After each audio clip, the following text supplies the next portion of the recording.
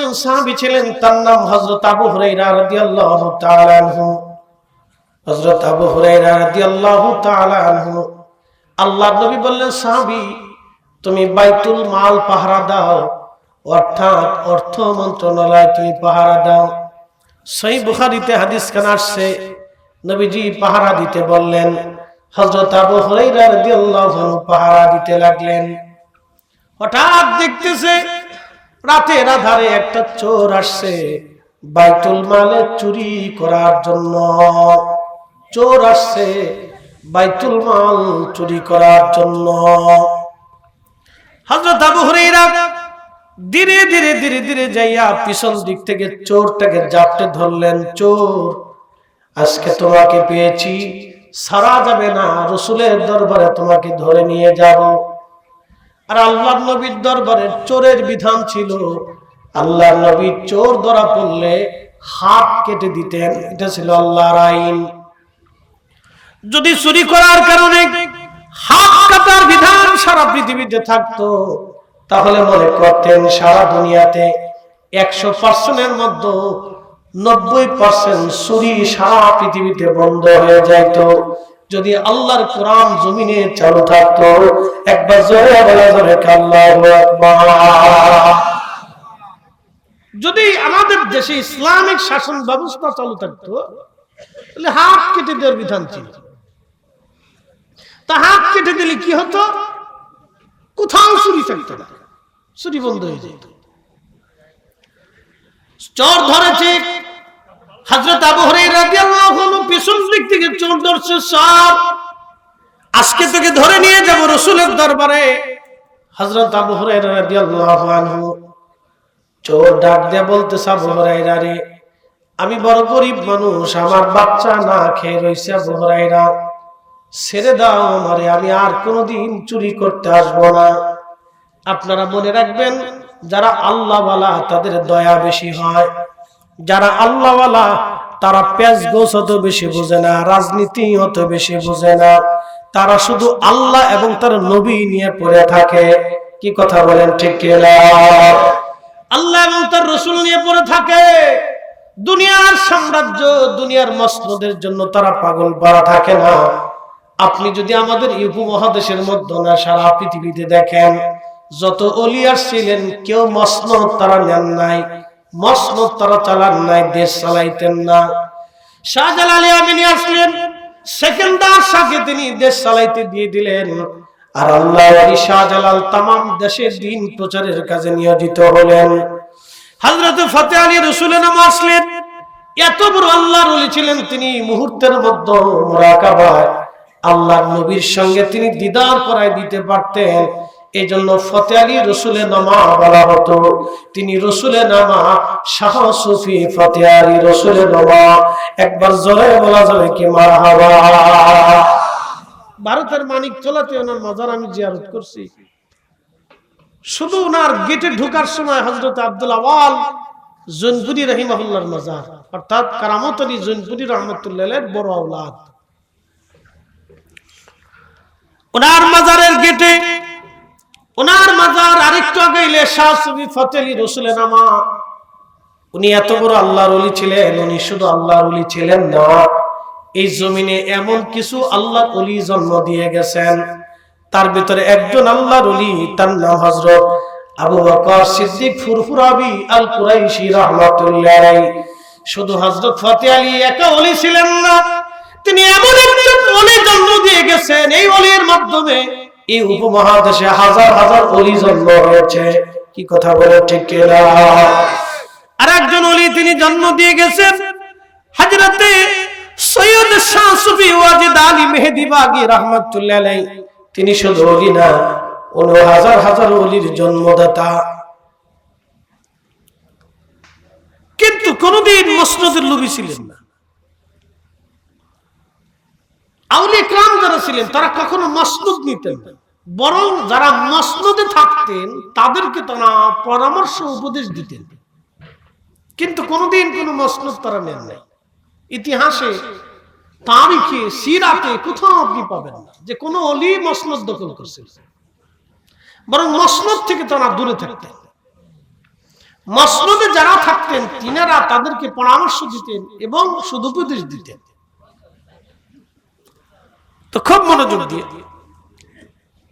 তো বলছিলাম, আবু বকর সিদ্দিক ফুরফুরাবি হযরত আবু হুরায়রা রাদিয়াল্লাহু আনহু তিনি সোরকে বলতেছে, তোকে আজকে রাসূলের দরবার ধরে নিয়ে যাব। তো সোর খুব অনুনয় বিনয় করে বলতেছে, আবু হুরায়রা রে, আমি খুব অভাবী মানুষ, তুমি আমার ছেড়ে দাও, আজকে দয়া করো, আমি আর কোনোদিন চুরি করবো না। খুব মায়া লাগছে, চোর সাইডে দিচ্ছে। সকালবেলা মসজিদে নববীতে আযান পড়ছে, সালাতু খায়রুম মিনান নাওম,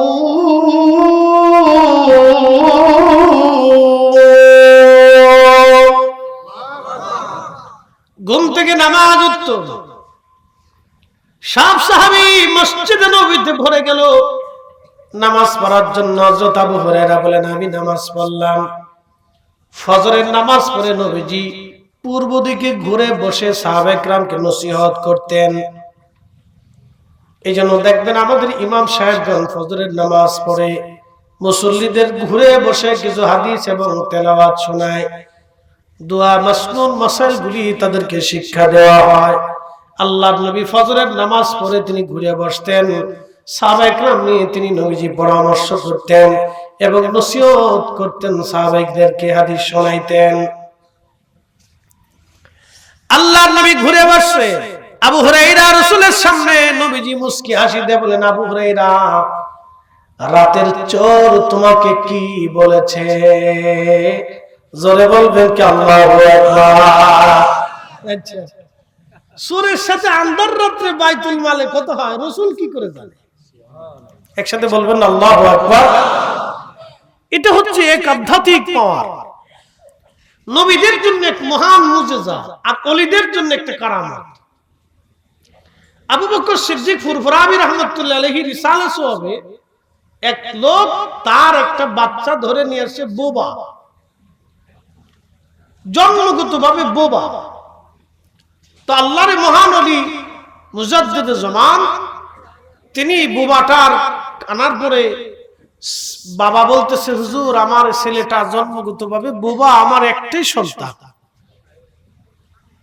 তো হুজুরের কাছে নিয়ে আসি, হুজুর কথা বলতে পারে না। আচ্ছা একটু বলেন তো, পৃথিবীর কোন ডাক্তার দিয়ে ওষুধ দিয়ে বোবা ভালো করার কোন সুযোগ আছে? নাই, কোন ওষুধ মেডিসিন আবিষ্কার হয়নি। তো আল্লাহর ওলি বলতেছেন, বোবা নিয়ে আসছেন, তো মুখের মধ্যে হাত দিয়ে বাচ্চাটার হা করাইছে। তো কি যেন বললেন আর মুখের মধ্যে ফু দিলেন। কিছুক্ষণ পরে বলতেছে, বলো আল্লাহু আকবার। ছেলেটা জবান খুলে বলল আল্লাহু আকবার, জবান খুলে গেল। তো মুরিদিন মুহিব্বিনরা বলতেছে, হুজুর এটা কি করে সম্ভব? তো বলতেছে, বাবা তোমরাও যদি আল্লাহকে রাজি করতে পারো, খুশি করতে পারো, তাহলে তোমাদের দ্বারাও সম্ভব হবে। সুবহানাল্লাহ। বন্ধু খুব মনোযোগ দিবেন। হাজরাতে আল্লাহর নবী বলতেছে, আবু হুরায়রা, রাতের চোর তোমার সঙ্গে কেমন ব্যবহার করছে, কি বলেছে বলো। আবু হুরায়রা ডাক দিয়ে বলেন, ইয়া রাসূলুল্লাহ, চোর আমাকে তার অভাবের কথা বলছে, দুঃখের কথা বলছে। নবীজি আমি মায়া করে চোর ছেড়ে দিয়েছি। আল্লাহর হাবিব ডাক দিয়ে বলেন, আবু হুরায়রা, চোর মিথ্যা কথা বলেছে, সে মিথ্যাবাদী, আগামী রাত চোর আবার আসবে, আগামী রাত চোর আবার আসবে, সে মিথ্যা বলছে। আবু হুরায়রা বলতেছেন, আমার ইয়াকিন বিশ্বাস এসে গেল, রাসূল মিথ্যা বলে না। ও সাদাকা রাসূলুহুন নবিয়ুল কারীম, নবী কখনো মিথ্যা বলে নাই, আজকের কথাটাও মিথ্যা হবে না, আগামীকাল চোর আবার আসবে। অতএব কালকে চোর ধরার জন্য আমি সর্বশক্তি নিয়ে বাইতুল মালে বসে রয়েছি। আবার রাত্রিবেলা বসে রয়েছি, চোর আজকে ধরবো, চোর ধরার জন্য বসে আছি। ঠিক দেখি পরের দিন ওই চোর আবার হেঁটে হেঁটে বাইতুল মালে আসছে চুরি করার জন্য। গম যে বস্তার মধ্যে ছিল, গমের বস্তা ধরার পরে আমি পিছন দিক থেকে চোর জাপটে ধরলাম, চোর আজকে তোরে আর আমি ছাড়ব না, আজকে তোকে রসুলের দরবারে নিয়ে চলে যাব। কালকে বললি আজকে আসবি না, আজকে আবার আসছিস। চোর এবার অনুনয় বিনয় করে বলে, আবু হুরায়রা রে, আমার সাইডে দাও, আমার বাচ্চারা ক্ষুধার্ত না খেয়ে রইছে। আবু হুরায়রা, আমি আর কোনদিন চুরি করতে আসব না। আবু হুরায়রা বলতেছেন, আমার আজকেও মায়া লাগছে, খুব মায়া লাগছে, আমি চোর ছেড়ে দিচ্ছি। ফজরের নামাজ পড়তে যাওয়ার পরে আল্লাহ রাসূল বলতেছে, আবু হুরায়রা, চোর কি কইছে? আল্লাহু আকবার। না না, জোরে বলেন না, আল্লাহু আকবার। চোর কি কইছে? কে ইয়া রাসূলুল্লাহ, চোর আজকেও অভিযোগ অনুযোগ দুঃখের কথা বলছে, আমার দয়া লাগছে, আমি ছেড়ে দিচ্ছি। আবু হুরায়রা, সে মিথ্যা বলছে, আগামী রাত আবার আসবে, আগামী রাত আবার আসবে, সে মিথ্যা বলছে। হযরত আবু হুরায়রা রাদিয়াল্লাহু আনহু পরে রাত্রিবেলা চোর ধরার জন্য তিনি বসে আছেন। নবী বলছেন চোর আবার আসবে, আল্লাহ রাসূলের কথা কখনো মিথ্যা হবে না। তো চিন্তা করেন তো, সাহাবীরা কিভাবে রাসূলকে বিশ্বাস করতেন। আল্লাহ নবীর একটা কথাকেও তারা অমান্য করতেন না। এই জন্য তারা সাহাবী সাহাবী। আল্লাহ রাসূল বলেন, আমার উম্মতেরা, আল্লাহ আল্লাহ ফি আসহাবি, আল্লাহ আল্লাহ ফি আসহাবি। আমার সাহাবীদের ব্যাপারে আল্লাহকে ভয় করো, আমার সাহাবীদের ব্যাপারে আল্লাহকে ভয় করো। লা তাত্তাখিযুহুম গরাদান মিন বাদি, আমার পরে আমার সাহাবীদেরকে গালিগালাজ করিও না, সমালোচনা করিও না, তাদের ভুল ত্রুটি ধরিও না, তাদের ত্রুটি বিচ্যুতি ধরে ধরে তোমরা তাদেরকে সমালোচনার পাত্র বানায়ও না। ফামান আহাব্বাহুম ফাবিহুব্বি আহাব্বাহুম ওয়া মান আবগাদাহুম ফাবিবুগদি আবগাদাহুম। সাহাবীরা, আমার উম্মতরা, তোমরা শুনে রাখো, আমার সাহাবীদেরকে যদি ভালোবাসো, আমি রাসূলকে ভালোবাসা হয়ে যাবে। আমার সাহাবীদেরকে গালি দিলে আমি নবীকেই গালি দেওয়া হয়ে যাবে। সাবধান, আমার সাহাবীদেরকে সমালোচনা করবা না, সাহাবীদের ত্রুটি বিচ্যুতি তোমরা দেখবা না, ধরবা না। একবার জোরে বলা যাবে কি সুবহানাল্লাহ, লা ইলাহা ইল্লাল্লাহ, লা ইলাহা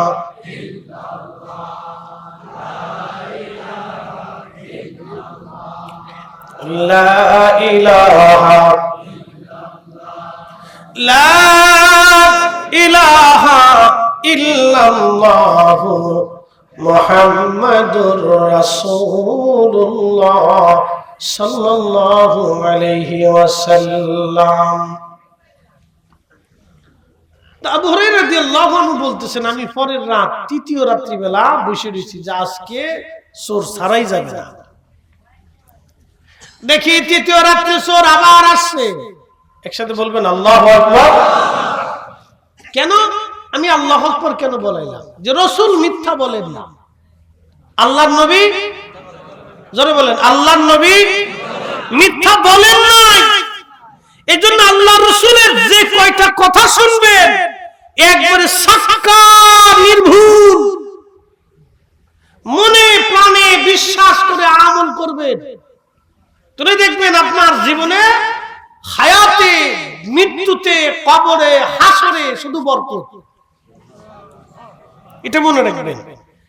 আগে আপনাকে ইয়াকিন করতে হবে, বিশ্বাস। আপনারা এখানে মাহফিল কেন আসছেন? একটা বিশ্বাস নিয়ে আসছেন, বিশ্বাস নিয়ে আসছেন যেখানে বসলে কিছু নেকি হবে, কিছু শোনা যাবে, বোঝা যাবে। দ্বীনের প্রতি, আল্লাহ এবং তার রাসূলের প্রতি দৃঢ় বিশ্বাস নিয়ে আপনি এখানে আসছেন, এখানে আসছেন।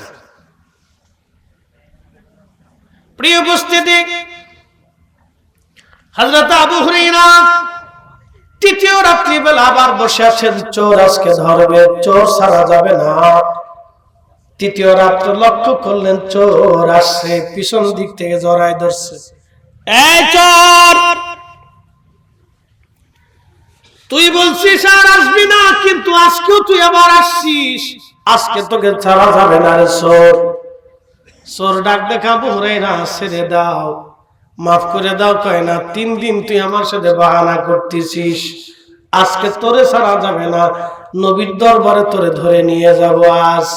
চোরে ডাক দেখা আবু হুরায়রা রে, যদি আমার ছেড়ে দাও তাহলে আজকে একটা মাসলা শিখাই দিয়ে যাব, এমন একটা দোয়া শিখাবো যে দোয়া পড়লে শয়তান তোমার ঘরে আসবে না।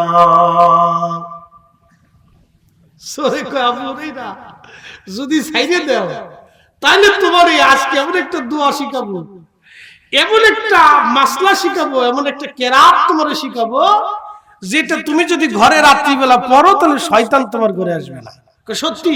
কহা সাইডে দিবা, কহা সাইডে দিব। তা দোয়া কর। দোয়া হলো আয়াতুল কুরসি। সুবহানাল্লাহ কইলেন না? দোয়ার নাম কি? আয়াতুল কুরসি। দেখেন এটার পাওয়ার কত, বিরাট পাওয়ার আলা এটা। এই আয়াতুল কুরসির অনেক পাওয়ার, বিরাট মজবুত পাওয়ার।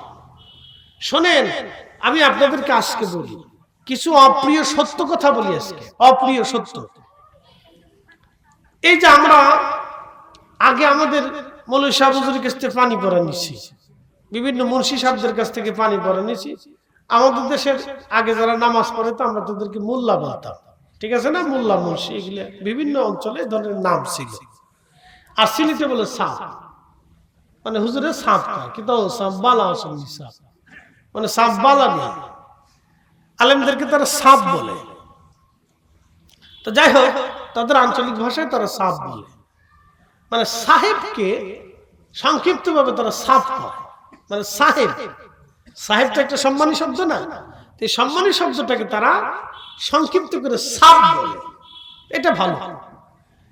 আমরা যেমন মোল্লা মুন্সি বলতাম। তো দেখেন আগের যারা ছিলেন, মোল্লা মুন্সি যারা ছিলেন, তারা পানি পড়া দিছে, কেরাত করে পানির মধ্যে ফু দিলে পানি কিন্তু ওষুধ হয়ে গেছে। কি কথা ঠিক কিনা? পানি কি হয়েছে? ওষুধ হয়ে গেছে। সুবহানাল্লাহ বলা যাবে না? ওই যেই কেরাত করে পানির ভিতরে ফু দিছে, আল্লাহ পাক ওই পানিটাকে ওই রোগের ওষুধ বানাই দিয়েছে। উনি কিন্তু ওই নিয়ত করে, কি হয়েছে তোমার, বলতেছে আমার এই বহুদিন পেটে ব্যথা, আমার এই অসুস্থতা বা আমার এই রোগ সারে না, তখন তিনি ওই নিয়ত করে আল্লাহর কালাম করে পানির ভিতরে ফু দিছে, পানি ওষুধ হয়ে গেছে। সুবহানাল্লাহ বলা যাবে না? এখন আমরা পানি পড়া দিই কিন্তু ওষুধ হয় না। পিছনে কারণ কি? পিছনে একটা কারণ আছে। একটা কারণ হলো আমাদের দেশে আগে যে সমস্ত এই বাড়িতে মহিলারা বেপর্দা চলতো, মুন্সিরা ওই বাড়ি খাবার খেত না।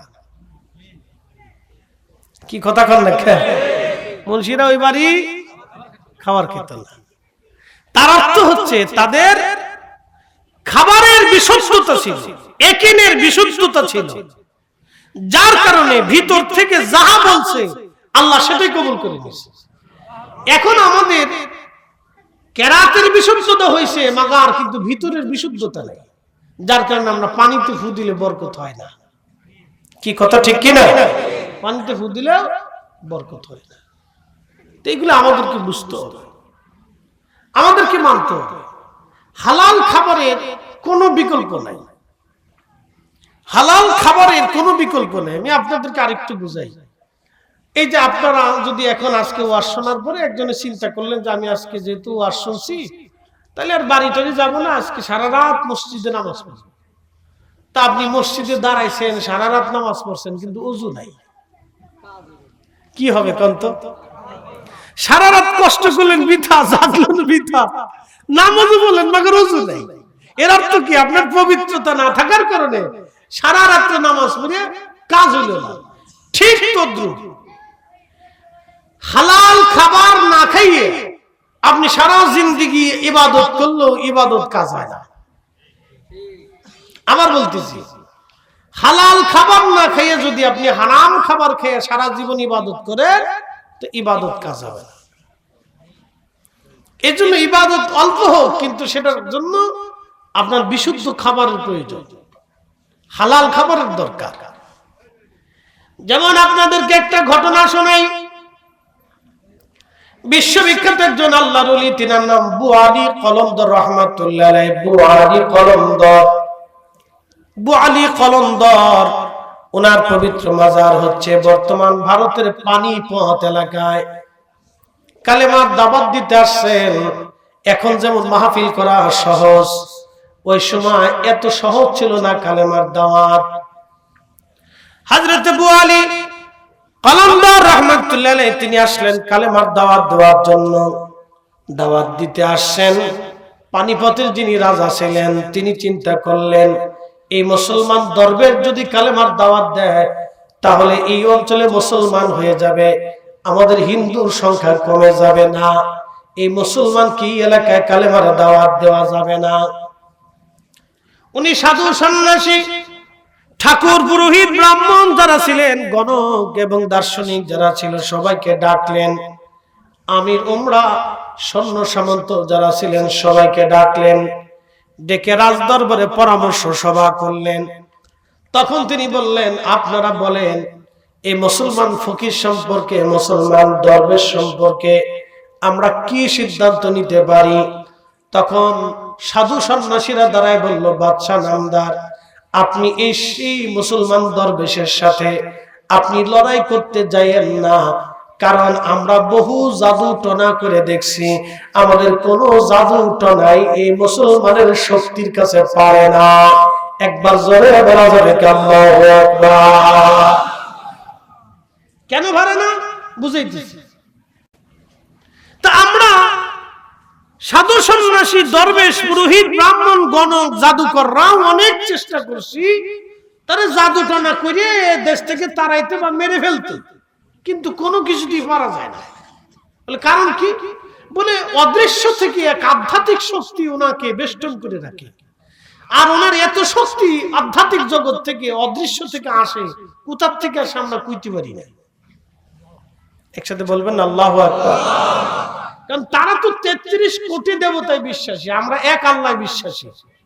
আর আল্লাহ হচ্ছেন সেই মালিক, আল্লাহু আলা কুল্লি শাইইন কাদির, যিনি সর্বময় ক্ষমতার মালিক। একসাথে বলবেন আল্লাহু আকবার। আমাদের তকদির, ভাগ্য কে লেখছে? আল্লাহ লেখছে। আমরা এখানে যে বসবো এটা লেখনি আল্লাহর। আমরা যে গ্রামের মানুষ আশেপাশে সবাই মিলে যে আজকে এখানে বসবো, এই লেখনিটা আল্লাহর, এটা আমাদের লেখনি না। আল্লাহ লেখছেন বিদায় আমরা আজকে বসতে পারছি, কথা শুনতেছি। হযরত বুআলী কলন্দর অনেক বড় আল্লাহর ওলি। বুআলী কলন্দর, সাধু সন্ন্যাসীরা বলতেছে না, বাদশা আপনি তার সাথে পারবেন না, যুদ্ধ করার প্রয়োজন নাই, আপনি যদি তারে উত্তপ্ত করেন তাহলে আপনার রাজত্ব ধ্বংস হয়ে যেতে পারে। পানিপথের রাজা বলতেছে, তাহলে সাধু সন্ন্যাসীরা বলেন আমরা কি করতে পারি। তখন রাজা বলতেছে, সাধু সন্ন্যাসীরা বলেন তো কি করলে তার ক্ষমতা নষ্ট হবে। তার আধ্যাত্মিক একটা ক্ষমতা আছে, অদৃশ্য থেকে একটা ক্ষমতা আসে, আমরা কি করলে ক্ষমতা নষ্ট হবে বলেন। তখন সাধু সন্ন্যাসীরা বলল, বাদশা মুসলমানরা হারাম খায় না। একবার জোরে বলবেন আল্লাহু আকবার। মুসলমানরা, জোরে বলেন, মুসলমানরা আমাদের দেশের কোন মুসলমান যদি হারাম না খাইতো তাহলে বলেন তো আমাদের দেশটা কত সুন্দর থাকতো, ভালো থাকতো না? সবাই ভালো থাকতো, কোনো ঝগড়া ছিল না। জমি নিয়ে, বাড়ি নিয়ে, গাড়ি নিয়ে, কোনো কিছু নিয়ে ঝগড়া নেই, সব করে। আমাদের জীবনের উচ্চাকাঙ্ক্ষা আমাদেরকে ডাইভার্ট করে বিভিন্ন পাপ কাজের দিকে। উচ্চাকাঙ্ক্ষা, অনেক কিছুর আশা আমাদেরকে ধ্বংসের দিকে নিয়ে চলে যায়। বেশি কিছুর আশা করলে বেশি প্রবলেম। একবারে বেশি আশা করতে হয় না, আল্লাহর উপরে অনেক কিছু সুপর্দ করতে হয়, যে আল্লাহ আমার যা দিছে এটা আলহামদুলিল্লাহ। কথা ঠিক কি না? আপনি যা দেখবেন তো অনেক ভিখারি রাস্তায় ভিক্ষা করে, তাদের সেদিকে আল্লাহ ভালো রাখছে না? ভালো রাখছে, অনেক ভালো রাখছে। অনেক অন্ধ চোখে দেখে না, ভালো রাখছে। কালকে অষ্টগ্রাম ছিলাম, অষ্টগ্রাম হাওর এলাকায়, ডাঙ্গা থেকে 1.5 ঘন্টা শুধু ট্রলারেই লাগছে। তো বুঝেন কত দূর পর্যন্ত গেছি। 1.5 ঘন্টা শুধু ট্রলারে গেছি, 1.5 ঘন্টা ট্রলারে আইছি, 3 ঘন্টা শুধু ট্রলারের ভিতরে। তারপরে এসে জুমা পরে এই যে মাহফিল হয়েছি। তো মনোযোগ দেন। তো এই অষ্টগ্রামে গেছি, মাহফিল শেষ করার পরে যুবকরা বলতেছে, হুজুর একটা অসহায় লোক, তো অন্ধ, চোখে দেখে না, বলতেছে এই লোকটা আমাদের এই মসজিদের জায়গা জমি যা আছে সব দিছে উনি। সুবহানাল্লাহ কইলেন না? বলল না, ছেলে নাই, মেয়ে নাই, কেউ নাই, জমি জমা যা ছিল উনি সবই মসজিদে দিয়ে দিছে, কিন্তু অন্ধ অসহায়। এই অন্ধটা লাঠি ভর দিয়ে করতেছে, আমার জুতা কই, আমার জুতা কই, কেউ নাই তার। ওই রাস্তা রাস্তা ঘুরে, কেউ খাবার দিলে খায়, না দিলে না খায় থাকে, কিন্তু তার জমির সব সে মসজিদে দিয়ে দিছে। লোকটা তো অনেক বড় ভাগ্যবান ব্যক্তি, সে তো অন্ধ কিন্তু আল্লাহর পছন্দের ব্যক্তি। একজন অন্ধ, তার কিচ্ছু নাই, চোখ সে অন্ধ, ছেলে নাই, মেয়ে নাই, বউ নাই, বাচ্চা কাচ্চা নাই, সংসার নাই, পরিবার নাই, জমি যা ছিল সব মসজিদে দিয়ে দিছে। আপনি চিন্তা করেন তো তার মনটা কত বড়, কত মহৎ মনের অধিকারী একজন অন্ধ ব্যক্তি। পরে আমি 1000 টাকা তার দিয়ে আসলাম যে কিছু কিনে খায়। কত মহৎ মনের অধিকারী লোকটা। এই জন্য আমরা আল্লাহর দরবারে শুকরিয়া করতে হবে। আমার হালত যেখানেই থাকুক, যে অবস্থায় থাকুক, শুকরিয়া করতে হবে আল্লাহর দরবারে। অভিযোগ অনুযোগ আল্লাহর দরবারের দরকার নাই। কে বেশি হলো কে কম হলো এটার প্রয়োজন নেই। আল্লাহর কাছে চাইতে হবে, আল্লাহ আমার দেন। প্রিয় উপস্থিতি, হযরত আবু আলী কলন্দর রাহমাতুল্লাহ আলাইহি মুসলমান পুরোহিত, দরবেশ, পুরোহিত এবং সাধু সন্ন্যাসীরা বলল, বাদশা মুসলমানরা হারাম খায় না, যদি তারা হারাম খাওয়াইতে পারেন তাহলে তার আধ্যাত্মিক ক্ষমতা চিরতরে ধ্বংস হয়ে যাবে। যদি তারা হারাম খাওয়ানো যায়, বলে মুসলমানদেরকে কি হারাম খাওয়ানো যায় বলেন?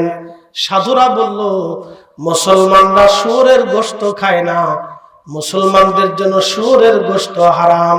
আপনি শুয়োরের গোশত রান্না কইরা গরুর গোশত বলিয়া যদি চালাই দিতে পারেন, আর আবু আলী কলন্দর রাহিমাহুল্লাহ যদি একবার ওই গোশত খায়, তাহলে তার ওই আধ্যাত্মিক ক্ষমতা শেষ হয়ে যাবে। চালাকি দেখছেন? এই জন্য ইহুদিরা আমাদের ভিতরে সুদের কারবার চালাই দিচ্ছে। খা মুসলমান, সুদের কারবারি ব্যাপক ভাবে চালাই দিচ্ছে।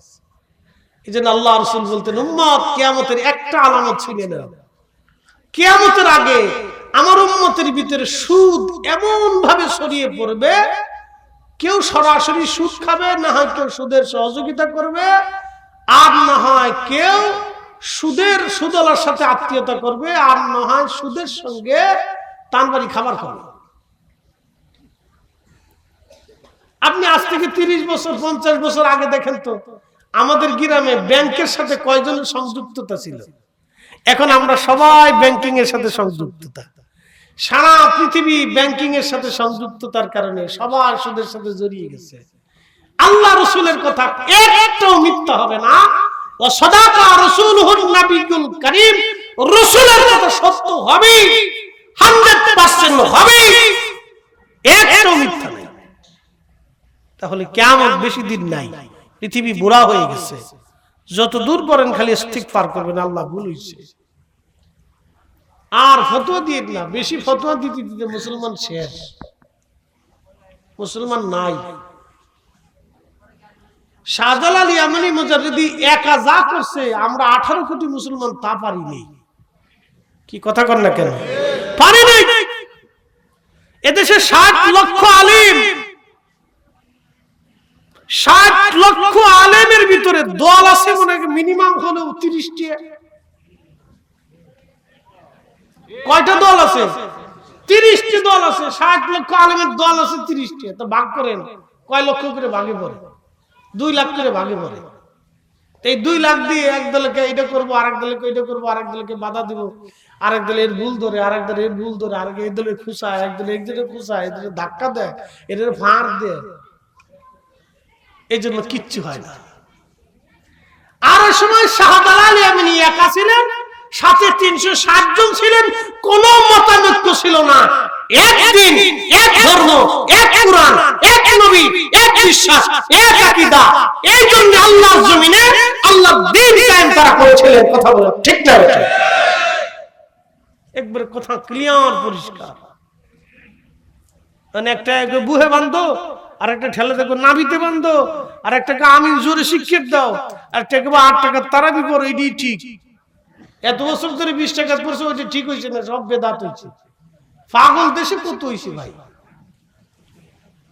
কত পাগল দেশে হয়েছে, যাদের পাগলের অভাব নাই। এই জন্য আমাদের অবস্থা খুব করুণ। হযরত আবু আলী কলন্দরকে হারাম খাওয়ানোর জন্য পানিপথের রাজা তিনি শুয়োর এনে জবাই করে খুব সুন্দর করে রান্না বান্না করে গরুর গোশত চালাইয়া আমির ওমরা সৈন্য সামন্ত লোক লস্কর দিয়া খুব সম্মানের সাথে গোশত রান্না করে, খাবার রান্না করে নিয়ে গেছে। হযরত আবু আলী কলন্দর রাহমাতুল্লাহ আলাইহির বরগাহে নিয়ে যায়, বলছে বাদশা হাদিয়া পাঠাইছে, হুজুরের প্রতি বাদশা বিরাট ভক্ত। চিন্তা করছে, বাদশা বিরাট ভক্ত, হুজুরের জন্য খাবার পাঠাইছে, কিছু হাদিয়া হুজুরের জন্য দিছে। তো মুরিদিন, আশিকিন, খাদেম যারা আছেন তারা তো আরো তো আধ্যাত্মিক পাওয়ার টাওয়ার নাই, তারা খুব খুশি, আর বাদশা পাঠাইছে, ভালো কথা তো। কিন্তু আবু আলী কলন্দরের সামনে যখন খাবার নিছে, তো আল্লাহর কাছ থেকে আবু আলীর কাছে ফোন আইছে। একসাথে বলবেন আল্লাহু আকবার। মোবাইলে মেসেজ আসে না? আসেনি মেসেজ? আমাকে কে মেসেজ দিল আপনি কিন্তু দেখবেন না, আমি শুধু আমার মোবাইলে দেখতেছি কে মেসেজ দিল। তো ঠিক আল্লাহর বিশিষ্ট ব্যক্তি বুজুর্গানে দ্বীন আউলিয়া কিরামের কাছে আল্লাহর কাছ থেকে মেসেজ আসে, মেসেজ আসে। তো আবু আলী কলন্দরের কাছে মেসেজ আসছে, বন্ধু এ খাবার খাওয়া যাবে না, এটা শুয়োরের গোশত। একসাথে বলবেন আল্লাহু আকবার। শুয়োরের গোশত। আবু আলী কলন্দর বলেন, বেটা কেউ খাবারে হাত দিবে না, এ খাবার সব শুয়োরের গোশত। তোমার বাচ্চাকে নিয়ে ফেরত নিয়ে যা, বলো আবু আলী কলন্দর মুসলিম শুয়োরের গোশত খায় না, এটা বাচ্চাই খায়। একসাথে বলবেন আল্লাহু আকবার। তো মুসলমান কি খায় না? হারাম খায় না। জোরে বলেন, মুসলমান কি খায় না? মুসলমান কি খায় না? আর হারাম খাইলে মুসলমানের দোয়া কবুল হয় না, এটা ইবাদত কবুল হয় না। একবার চির সত্য কথা, চির সত্য কথা, চির সত্য কথা। মুসলমান হারাম খাইলে দোয়া কবুল হয় না, মুসলমান হারাম খাইলে ইবাদত কবুল হয় না, চির সত্য কথা, চির সত্য কথা। এই জন্য আপনাদেরকে আমাদেরকে হালাল বাঁচতে হবে, যতদূর সম্ভব চেষ্টা করতে হবে হালালে থাকার জন্য। প্রিয় উপস্থিতি,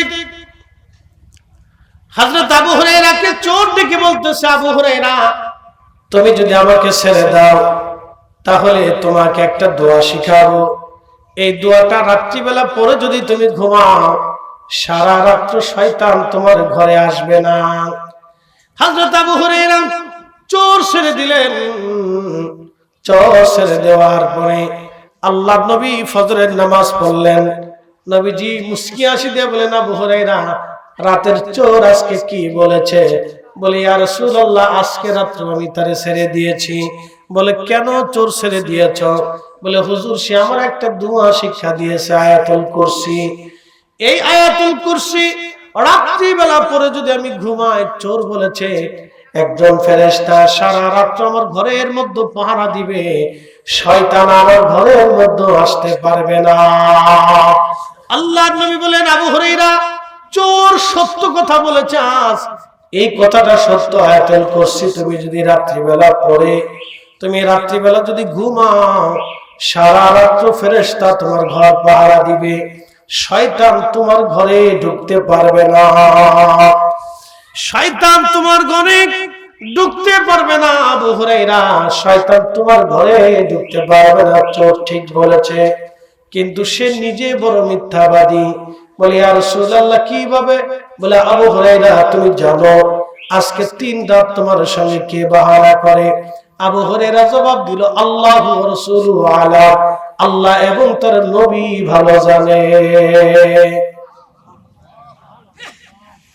আল্লাহর নবী ডাক দিয়ে বলতেছে, আবু হুরায়রা, আজকে 3 দিন আযাজিল শয়তান মানুষের পেট ধরে তোমার সঙ্গে ফাজলামি করতেছে, তোমাকে ধোঁকা দেওয়ার জন্য। আবু হুরায়রা, আল্লাহর ইচ্ছায় চোর তোমাকে ধোঁকা দিতে পারে নাই, তবে আয়াতুল কুরসির ব্যাপারে সে সত্য বলে দিয়ে গেছে।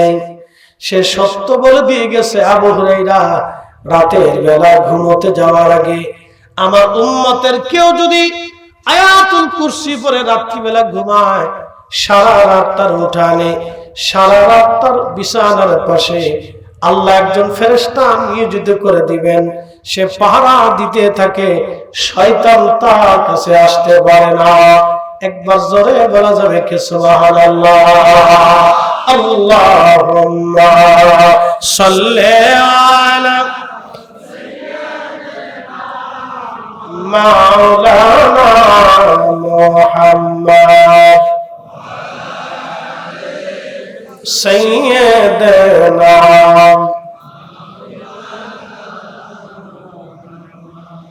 তেলের গাড়ি তেলে চলে,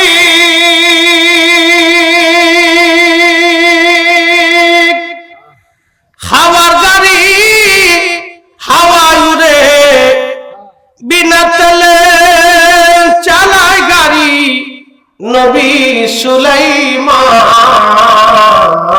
আমরা সেই মুসলমান, আমরা সেই মুসলমান। লা ইলাহা ইল্লাল্লাহ, লা ইলাহা ইল্লাল্লাহ, লা ইলাহা ইল্লাল্লাহ, লা ইলাহা ইল্লাল্লাহ মুহাম্মাদুর রাসূলুল্লাহ সাল্লাল্লাহু আলাইহি ওয়াসাল্লাম। এই জন্য আল্লাহর কথা যেমন সত্য, আল্লাহ রাসূলের কথাটাও তেমন সত্য। কারণ নবীজি জীবনে কোনোদিন মিথ্যা কথা বলেন নাই। একটা কথা মনে রাখবেন, আমরা দিন ধর্ম কোনটা 1 নম্বর বুঝে যেতে হবে। 1 নম্বর হালাল খাবার। হালাল আমাদের মুরব্বী দ্বারা দেখবেন, পূর্বপুরুষ যারা যারা কবরে চলে গেছে, দেখবেন তারা হালালের জিন্দেগি গঠন করে কবরে চলে গেল। যাহা খেয়েছে পরিশুদ্ধ খাবার তারা খেয়েছে, বিশুদ্ধ খাবার তারা খেয়েছে, হালালের জীবন গঠন করে তারা কবরে চলে গেল। আমাদের গ্রামে যারা মুরব্বীরা ছিল এক সময়, দেখবেন তাদের এমন তেমন কোনো খাবার দাবার ছিল না, তেমন তাদের ওই ধরনের অর্থনৈতিক স্বাবলম্বিতা ছিল না, কিন্তু তারা হালালের জিন্দেগি গঠন করে চলে গেল। আল্লাহর নবী জীবনে কোনোদিন মিথ্যা বলেন নাই। নবীজি জীবনে অন্যায় ভাবে কারো সম্পদ হরণ করেন নাই। আল্লাহর নবী জীবনে কোনোদিন কারো আমানত নষ্ট করেন নাই। মুনাফিকের চিহ্ন হলো 3টা। 1 নম্বর কথায় কথায় মিথ্যা বলে, 2 নম্বর আমানত রাখলে খেয়ানত করে, 3 নম্বর আল্লাহর নবী বললেন ওয়াদা করলে বরখেলাপ করে। এটা হলো মুনাফিকের আলামত। কথায় কথায় মিথ্যা বলে, আমানত রাখলে খেয়ানত করে, 3 নম্বর সে ওয়াদা করলে বরখেলাপ করে। এটা মুনাফিকের 3টা আলামত। এই 3টা আলামত যার মধ্যে থাকবে সে নেফাক করেছে, মুনাফিক হয়ে গেছে। আর মুনাফিকদের সর্বনিম্ন শাস্তি, কঠিন শাস্তি হলো জাহান্নামের সর্বনিম্ন জায়গা।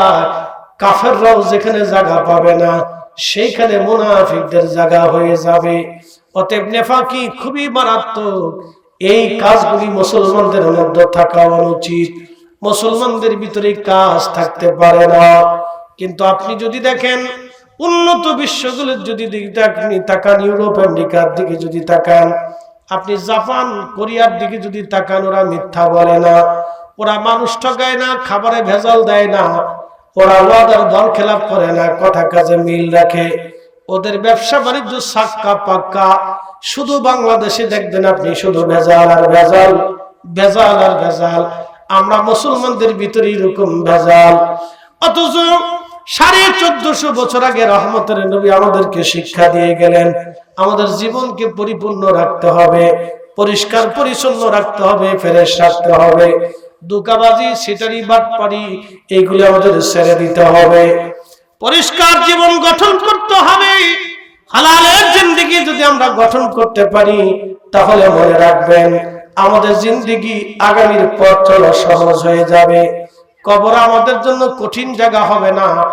আর যদি আমরা হালালের জিন্দেগি গঠন না করি, তাহলে আমাদের কবর বড় ভয়াবহ হবে।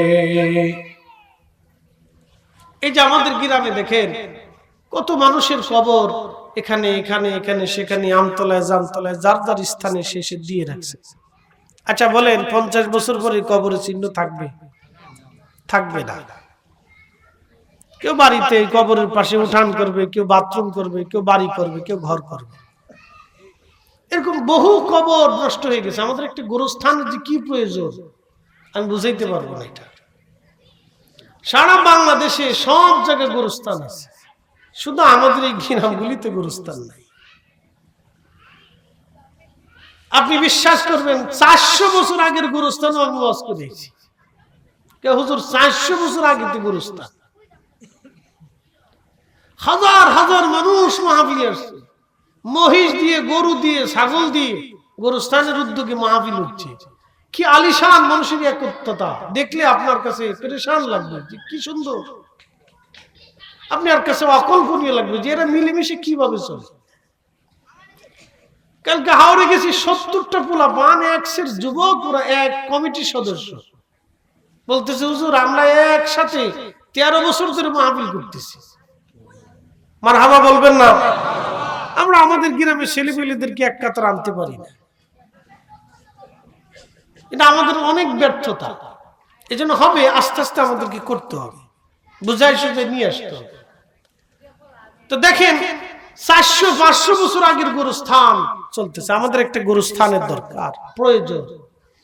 ছড়িয়ে ছিটিয়ে কবর, এগুলির চিহ্ন থাকে না। গোরস্থানে থাকলে ওই একই গোরস্থানের ভিতরে সব থেকে ভালো মন্দ এক জায়গা থাকে। সারা এলাকার মানুষ এক জায়গা হয়। একজন যদি দোয়া করতে যায়, তাহলে বলেন গোরস্থান কি সবাই দোয়া পায় না? তাহলে এই যে গোরস্থান থাকে লাভ হলো এখানে, আপনাদেরকে লাভ বোঝায় গোরস্থান কেন। এই যে লাভ, এই গ্রামের আশেপাশের গ্রামের 2, 3, 4, 5 গ্রাম মিলে একটা গোরস্থান। ওই গোরস্থানে সবাই আসলো, সবার কবর হলো। 500 বছর ধরে গোরস্থান, তার মানে 500 বছর জিয়ারত চলতেছে। সুবহানাল্লাহ। 4, 5, 8, 10 গ্রাম মিলে একটা গোরস্থান। 10 গ্রাম মিলে গোরস্থান আছে। পাবনাতে মাহফিল হয়েছে, 10 গ্রাম মিলে গোরস্থান। সব গ্রামের নাম পোস্টারে দিয়ে দিছে, এই গোরস্থানের উদ্যোগে মাহফিল। হাজার হাজার মানুষ, মহিলা পুরুষ, কেউ নাকের তা, কানের তা, দুল, হাতের বালা খুলে দিতেছে। আর আমরা দেশের বেডিগারে শিক্ষির ফেরে মরে গেলেও 5টা পাবেন না। কি কথা কন না কে? আপনি যদি শিক্ষির ফেরে মরেও যান, বেডি 5টা দিত না, 5 টাকা বের করতে পারবেন না। আরো দেশের মহিলারা কানের দুল খুলে দিতেছে, এরকম করে কাগজে করে, টিস্যুর ভিতরে করে, প্যাকেটে করে, কাগজের মধ্যে করে ভরে দিয়ে তারপর উপরে লিখে দিচ্ছে অমুকের নামে এই একটা কানের দুল দিয়ে দিলাম। গলার মালা দিয়ে দিতেছে। কে? শাশুড়ি মারা গেছে, শাশুড়ি একটা কানের দুল খুলে মারা গেছে, একটা কানের দুল গোরস্থানের উন্নয়নে মাদ্রাসার জন্য দিয়ে দিছে, মসজিদের জন্য দিয়ে দিছে। আমরা দেশের বেটি, আপনি সারা গোপালপুর গ্রামে একবার যদি মাথা কুটেও মরেন, চিকের ফেরেও মরেন, তা আপনি কানের দুল কে ওর দোয়া পানিও পাবেন না। বুঝেন আমরা দানের বেলায় কত নিম্ন পর্যায়ে গেছি। আমি এটা আমার গ্রামের কথা বলতেছি, দুঃখে পরে বলতেছি। একজন মহিলা আপনি পাবেন কিনা সন্দেহ আছে। মসজিদের জন্য যারা যদি শিক্ষির ফেরে বলেন মারে একটা কানের দুল দেও, একটু কিছু দেও, পাবেন না। খুব কষ্ট। এই জন্য কেন এগুলি আমরা এই যে নসিহত ভুলে গেছি। এরকম মাহফিল হওয়ার দরকার। এগুলো আমাদের ঐতিহ্য, বেশি বেশি হওয়ার দরকার। আজকে গ্রামে এখানে হয়েছে, মাসখানিক পরে ওই পাড়া হবে, ওই পাড়া হবে, ওই পাড়া হবে। প্রত্যেক পাড়ায় যেখানে যেখানে মসজিদ আছে সেখানে সেখানে যদি একটা করে মাহফিল চালু হয়, উলামা ইকরাম আসবে, ওয়াজ করবে, ওয়াজ শুনবে, শুনতে শুনতে শুনতে শুনতে দিলের পরিবর্তন হবে। কথা ঠিক কিনা? আমরা যদি খুশাখুশি করে বন্ধ করে দেই তাহলে সব শেষ। আর কারো খুশাখুশিতে যদি এগুলি বন্ধ হয়, কিয়ামতের ময়দানে বুঝতে হবে আল্লাহর আদালতে তারা দাঁড়াইতে হবে। কথা ঠিক কিনা? কার আদালতে দাঁড়াইতে হবে? আল্লাহর আদালতে কিন্তু দাঁড়াইতে হবে। ওই আদালতে দাঁড়াইতেই হবে, মনে রাখতে হবে। যদি এই ধর্মীয় কাজগুলি, ভালো কাজগুলি কারো খুশাখুশিতে বন্ধ হয়, তাহলে কিয়ামতের ময়দানে তারা আল্লাহর আদালতে দাঁড়াইতে হবে। এই জন্য আপনারা আমাদের এখানে একটা হইছে, আমাদের ওই পাড়া, পশ্চিম পাড়া, ওই উত্তর পাড়া, দক্ষিণ পাড়া, প্রত্যেক মসজিদে মসজিদে একটা করে হওয়া দরকার। এই শুনতে শুনতে নারী সমাজের দিল পরিবর্তন হবে, শুনতে শুনতে পরিবর্তন হবে। আর যত ভালো কাজে, আল্লাহর কাজে মানুষ তাদের অর্থ ব্যয় করবে, তত বেশি বরকত। আপনি দিবেন না, পাবেন না, দিবেন 70 গুণ পাবেন। একসাথে বলা যাবে না সুবহানাল্লাহ? আচ্ছা বলেন, আল্লাহর কথা মিথ্যা? আল্লাহর কথা মিথ্যা? রাসূলেরটা মিথ্যা? তো আল্লাহ রাসূল বলেন দান করলে 70 গুণ আল্লাহ বেশি বাড়ায়। সুবহানাল্লাহ বলা যাবে না? তাহলে আল্লাহ রাসূলেরটা কি মিথ্যা হবে? অবশ্যই না। এই জন্য দান দরকার, করবেন। দান করলে কখনো মাল কমে না, এটা বাড়ে। দান করলে আল্লাহ মুসিবত থেকে, বাড়া থেকে আল্লাহ হেফাজত করে, চিরসত্য। যদি আপনি ইয়াকিন রাখেন, বিশ্বাস যদি আপনি রাখেন। এই যে আপনি দেখলেন আমাদের দেশে পূজা হয়েছে, সারা দেশে কিন্তু পূজা হয়েছে। পূজা হওয়ার পরে কি করছে তারা? তাদের ওই প্রতিমা, মূর্তি, তারা কি বলে? মা বলে, মা দুর্গা বলে তাদের ধর্মীয় ভাষায়। এটা নিয়ে কি করছে? পানির ভিতরে ছেড়ে দিছে বা ফেলে দিছে। এটাকে তারা বলে বিসর্জন। আমরা বিসর্জন করলাম। তো তাদের ভাষা, তারা তাদের ধর্ম, ওটা আমি কটাক্ষ করবো, সেটা তাদের বুঝ, তাদের বিষয়। কিন্তু দেখেন তো, তারা নিয়ে কয়দিন সেজদা টেজদা দিয়ে, পূজা টুজা করে, এই মন্ত্রতন্ত্র পড়ে, এরপরে নিজেরা মাথায় করে নিয়ে পানির ভিতরে ফেলে দিচ্ছে। কি বুঝলেন? তারা ফেলে দিচ্ছে। এটা তারা বলে তাদের ধর্মে বিসর্জন। তো কিন্তু তারা দেখেন কত টাকা ব্যয় করছে, হাজার হাজার কোটি কোটি টাকা কিন্তু তারা ব্যয় করছে। কি করছে? ফেলে দিছে। আর আমরা কি করছি? একটা মসজিদ বানাইছি। এই মসজিদ আল্লাহর ঘর আমরা বানাইছি। আমরা কিন্তু আল্লাহর ঘর ভেঙে ফেলে দেই না, এটা বানাইছি, এটা রয়ে গেছে, নামাজ পড়তেছি, খরচা চলতেছে, কম বেশি দিচ্ছেন। কিন্তু তারা দেখেন এই ধর্মীয় তাদের উৎসব বলেন, পূজা বলেন, তারা বানাইয়া মাথার সাথে করে নিয়ে ফেলে দিচ্ছে। তারা বিসর্জন করে দিল, তারা অর্থকলি পানির ভিতরে ছেড়ে দিল।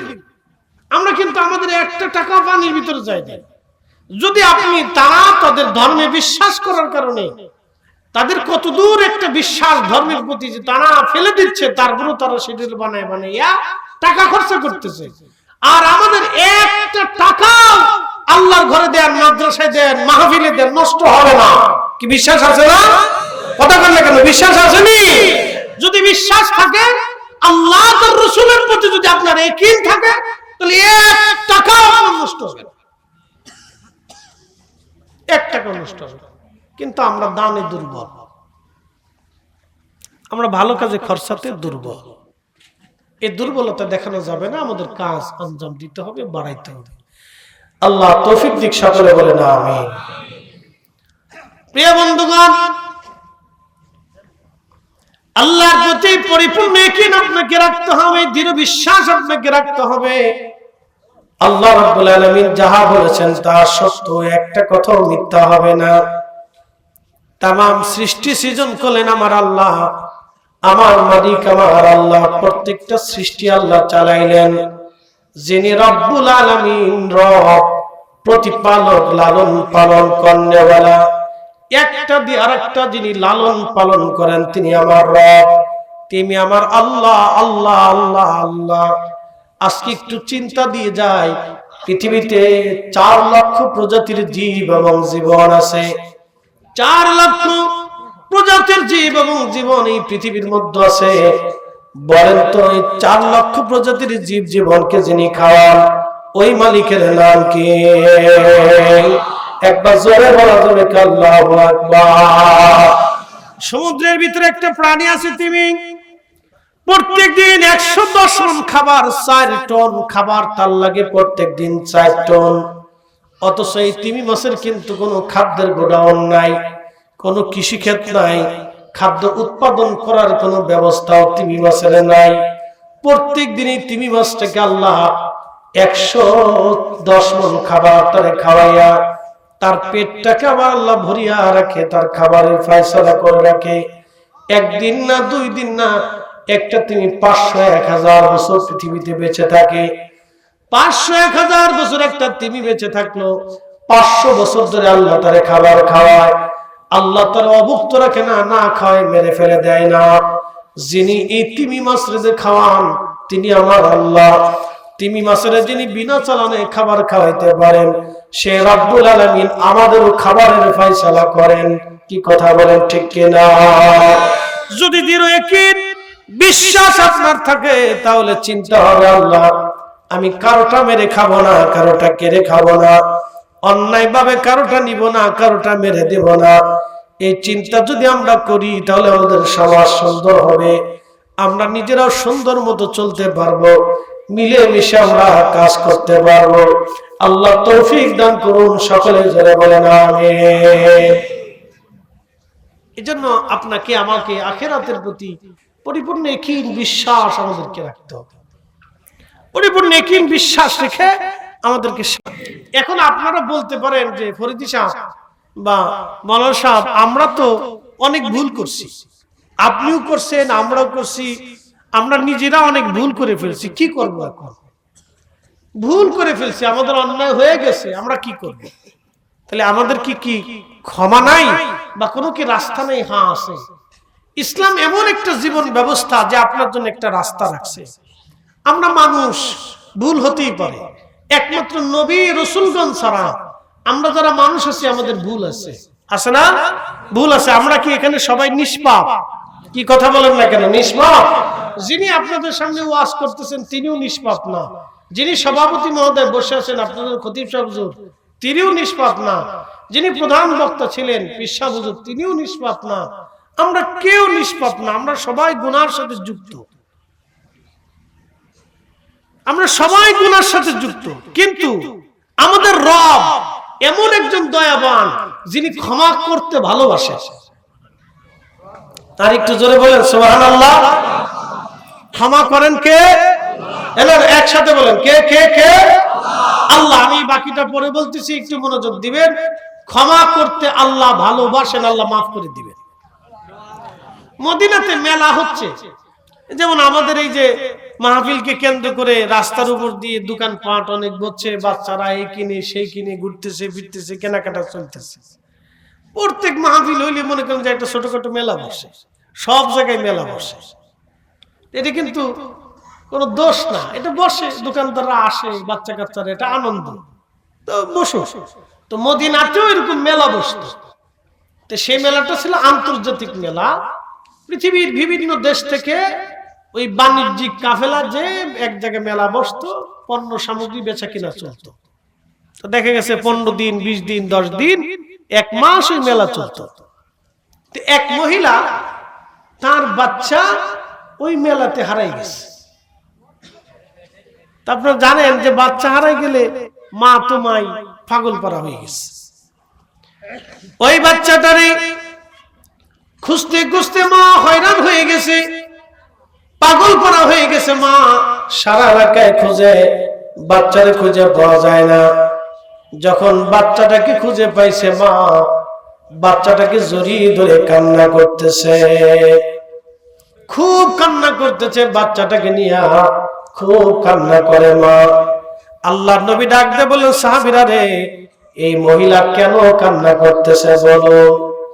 সাহাবীরা বলল, হুজুর এই মেলার ভিতরে মহিলার বাচ্চা হারিয়ে গিয়েছিল, এত বড় মেলা হারিয়ে গেছে বাচ্চা। খুঁজতে খুঁজতে মা এই বাচ্চাটাকে পাওয়ার পরে আনন্দে খুশির আতিশয্যে মা বাচ্চাটাকে জড়িয়ে ধরে কাঁদতেছে। আল্লাহর নবী ডাক দিয়ে বলে, সাহাবীরা রে, তোমাদেরকে আজকে একটা সুসংবাদ শোনাই দেই, শোনো। এই মহিলা যেমন বাচ্চাটাকে ফিরে পাওয়ার পরে খুশির আতিশয্যে মা সন্তানের কথা জড়িয়ে ধরে কান্না করতেছে। সাহাবীরা রে, আল্লাহ রাব্বুল আলামিন দয়া মায়া ভালোবাসাটাকে 100 ভাগে ভাগ করলেন। আল্লাহ রাব্বুল আলামিন একটা ভাগ দয়াকে তামাম সৃষ্টির মধ্যে আল্লাহ বিলাই দিলেন। 99 ভাগ দয়া আল্লাহ তার নিজের কাছে রাখছেন। একসাথে বলবেন না আল্লাহু আকবার। না না, ঘুম আসতে পারে, জোরে বলেন আল্লাহু আকবার। 100 ভাগ দয়া, 1 ভাগ দয়া তামাম সৃষ্টির মধ্যে আল্লাহ বন্টন করলেন। একটা ভাগ দয়া বন্টন করে দিয়ে 99 ভাগ দয়া আল্লাহ তার নিজের কাছে রাখলেন। নবীজি বলতেছেন, সাহাবীরা তোমরা শোনো, আহা, ওই মা যেমন সন্তান ফিরে পাওয়ার পর আনন্দে খুশির আতিশয্যে চোখের পানি ফেলে ফেলে কান্না করতেছে, বান্দা গুনাহ করার পরে যখন তওবা করে আল্লাহর দিকে ফিরে আসে, তখন আমার আল্লাহ ওই 99 গুণ দয়া দিয়ে বান্দারে কাছে টেনে নিয়ে রহমতের কোলের মধ্যে নিয়ে আল্লাহ বান্দার জীবনের গুনাহগুলি মাফ করে দেয়। একসাথে বলে সুবহানাল্লাহ। তুমি রহমান, তুমি মেহেরবান, তুমি রহমান, তুমি মেহেরবান। অন্ধ গাহে না শুধু তোমারই গুণগান, অন্ধ গাহে না শুধু তোমারই গুণগান, বুঝেও বুঝে না তবু শান। তুমি রহমান, তুমি মেহেরবান, তুমি রহমান, তুমি মেহেরবান।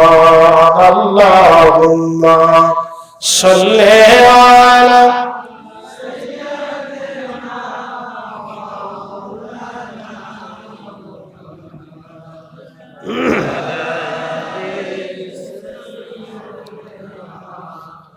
মাওলানা। তাহলে অপরাধ যত কঠিন হোক, বান্দা যদি তওবা করে আল্লাহ সাথে সাথে তারে মাফ করে দেয়। একসাথে বলবেন না সুবহানাল্লাহ। সহিহ বুখারীর কিতাবুল আম্বিয়াতে আল্লাহর নবী একটা ঘটনা বলতেছিলেন। সাহাবীরা, পূর্ব জমানায় একজন আল্লাহর বান্দা 99 জন মানুষ হত্যা করেছে, 99 জন মানুষ কতল করেছে, হত্যা করেছে। আল্লাহর কোরআন বলতেছে, মান কতালা নাফসান বিগাইরি নাফসিন আও ফাসাদিন ফিল আরদি ফাকান্নামা কতালান নাস জামিআ। কেউ যদি একজন নিরপরাধ মানুষকে মেরে ফেলে দেয়, তাহলে তামাম পৃথিবীর মানুষ মানলে যেই অপরাধ, একজন নিরপরাধ মানুষ মেরে ফেললে সেই অপরাধ। আর এই অপরাধটুকুন এতই বড় অপরাধ, জাহান্নামে যাওয়ার জন্য এই কারণটুকুই তার যথেষ্ট, আর কোনো কারণ লাগবে না জাহান্নামে যাওয়া। 99 জন মানুষ মেরে ফেলে দেওয়ার পরে লোকটার অন্তরের মধ্যে তওবা আসছে, হায় হায়, এত বড় অন্যায় করেছি, 99 জন মানুষ আমি মেরে ফেললাম। দৌড়াইয়া তওবা আসছে, অনুশোচন আসছে, কি করে আমি ক্ষমা পাবো। দৌড়ায় দৌড়াইয়া আল্লাহর বান্দা দেখে একজন পাদ্রী, দেখা যায় একজন আলেম, যা জিজ্ঞেস করলো, হুজুর 99 জন মানুষ আমি হত্যা করেছি নিরপরাধ, এইভাবে বলেন, আল্লাহ কি আমারে মাফ করবেনি? পাদ্রী ডাক দেখায়, বেটা 99 জন মানুষ মারার পরে তুমি ক্ষমা চাইতে আসছো, আল্লাহ তোর মতো নাফরমানের গুনাহ আল্লাহ মাফ করবে না। তাহলে ডাকাতি কর, যেহেতু আল্লাহ আমারে মাফ করবেই না, তাহলে আর তোমার ছেড়ে দিয়ে লাভ নাই। বুঝেন নাই কথা? মানুষ মারছে 99 জন। অহন এক পাদ্রীর কাছে গেছে, ধর্মযাজক, আগে পাদ্রি বলতো, যখন আপনারা এখন আলেম ওলামা বলেন, হুজুর বলেন, তো পাদ্রি বলতো। এখনো খ্রিস্টান ইহুদিদের ধর্মযাজকদেরকে পাদ্রি বলে।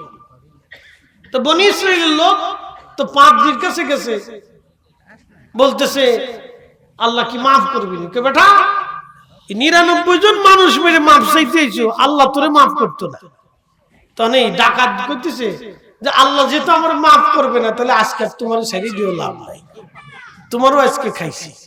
এই কথা বলিয়ে এই লোকেরও মারছে, হত্যা করে বলছে। হাই হাই, আপনি চিন্তা করেন, শোনেন, যারা মানুষ হত্যা করে আল্লাহ তাদের চোখ থেকে ঘুম কেড়ে নেয়, এটা মনে রাখবেন।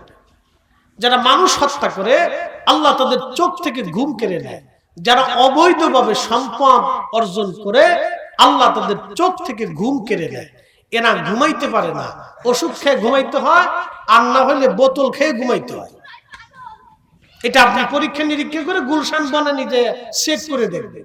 ওটা আমি চেক করে এসে তারপরে কইতেছি, বাস্তব থেকে বলতেছি, বুঝতে পারছেন?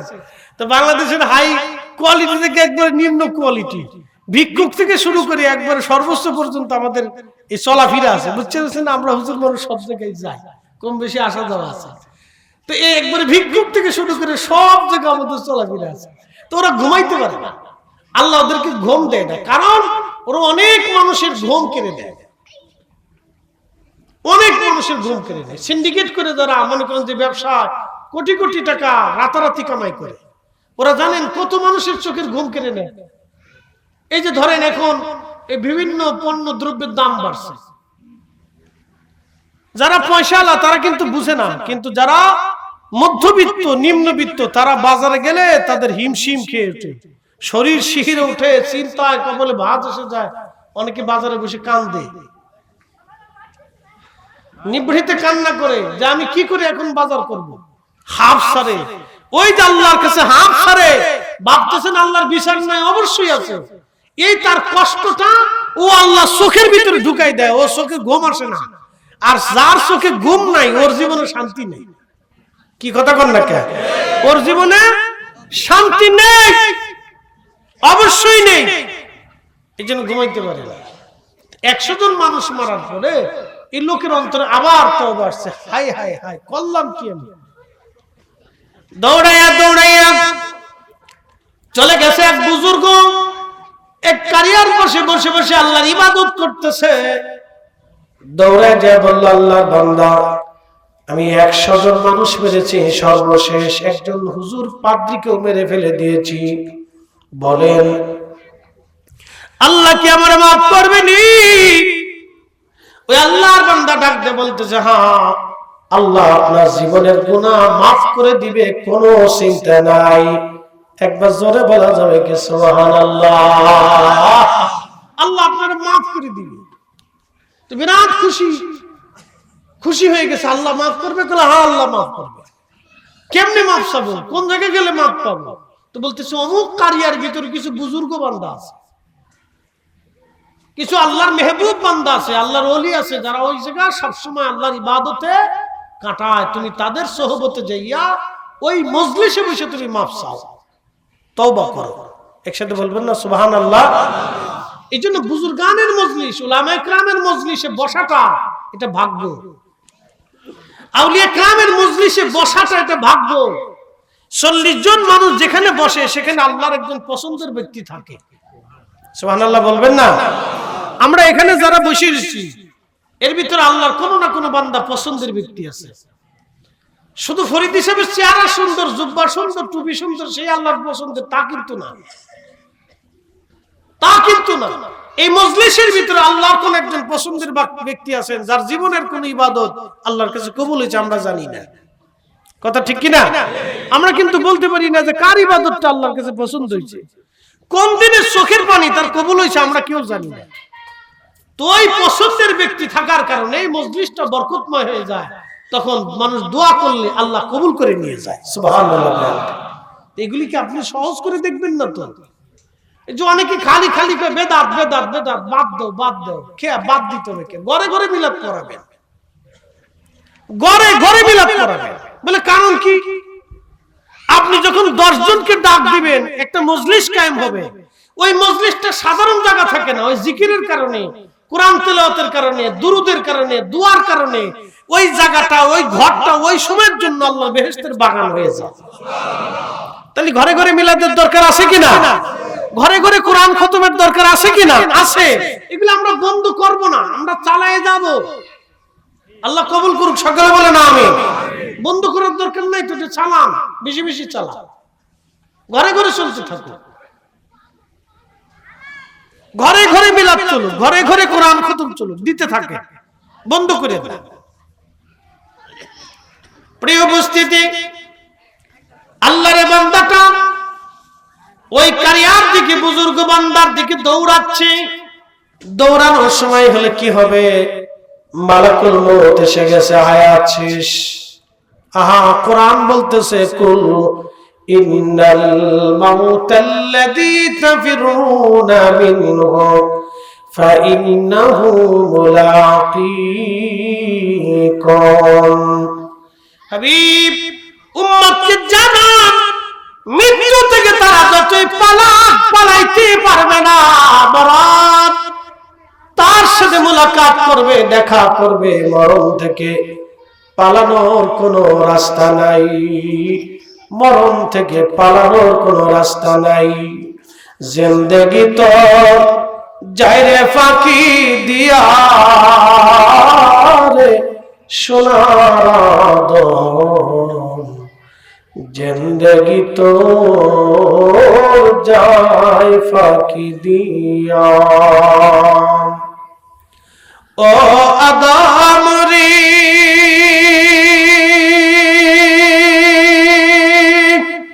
পাগ ধরিয়া গেছে দাড়ি, দন্ত মাসে গোটা চারি, সমন জারি গিয়াছে করিয়ারে সোনার আদম, জিন্দেগি তো যায় ফাঁকি দিয়া।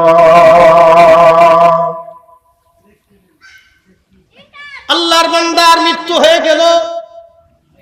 ফেরেশতারা আসছে দুই দল, এক দল জান্নাতি আর এক দল জাহান্নামী।